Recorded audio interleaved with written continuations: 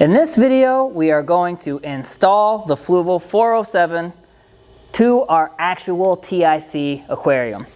In our previous video, we showed you how to stack the filter media, assemble this filter so that you're ready to get to this point.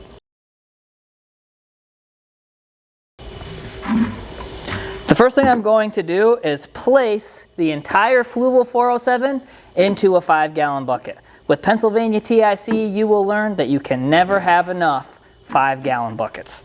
The reason we do this is to just contain our filter housing should any leaks occur while you're at school or not at school. You at least want to provide yourself with a little bit of containment should you spring a leak. When installing the Fluval 407 inflow and outflow hoses, you're going to be utilizing these clips that come with your Fluval 407. And these are just going to hold those hoses in place exactly where we need them to be on your aquarium.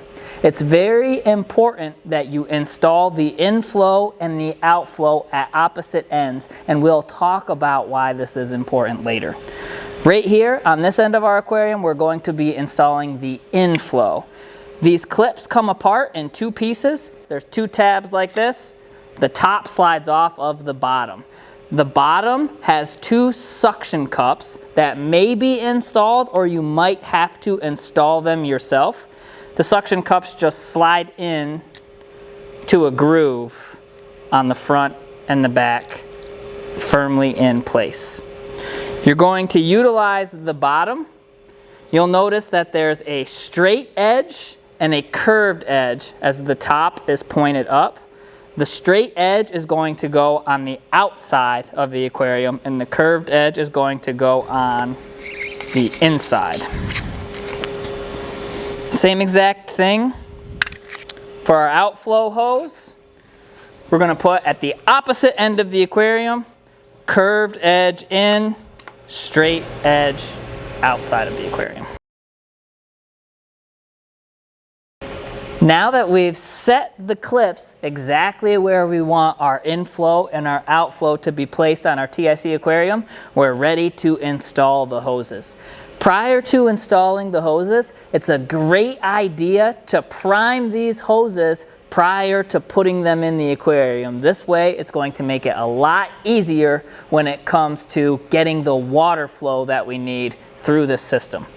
In order to prime them, all I'm going to do is pop off that Filter Max pre-filter. I'm going to grab some of our source water and a plastic cup, as well as a funnel. We're going to utilize that funnel to prime the hose, and you'll just pour water in until the water doesn't go down into the hose anymore. Once you've got that hose primed, we're going to install the Filter Max pre-filter. I'm also going to install this suction cup that has this C-shaped clip on the back of it, just below or above where that Filter Max pre-filter attaches to our hose. We're now ready to go ahead and plunge our inflow into the aquarium. We're going to lay that hose inside that clip that we previously installed, and we'll place the top of that clip down over and snap it in just like so. So once you've got the top of that clip in place, you can place the inflow exactly where we want it to go, up from the bottom a couple of inches, but not actually touching the bottom, and you do that just with that suction cup that we already installed. So with the inflow primed and ready, we're ready to install the outflow. Just like how we primed the inflow, we need to prime the outflow as well.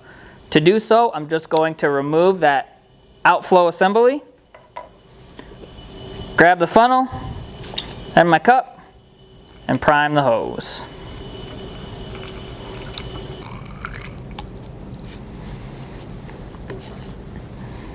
Once our hose is primed, we'll reinstall our outflow. And this clip works exactly how the clip worked for the inflow.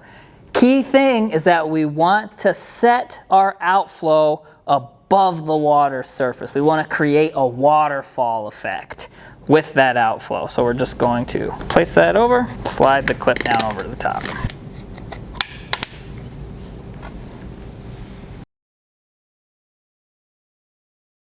Now we're ready to get some water flow through our filter system. If we look at the top of our housing, we have this gray tab. We're going to drop the gray tab down over top of the red tab. And since we've already primed our hoses, we might get some water flow before we even plug our filter in.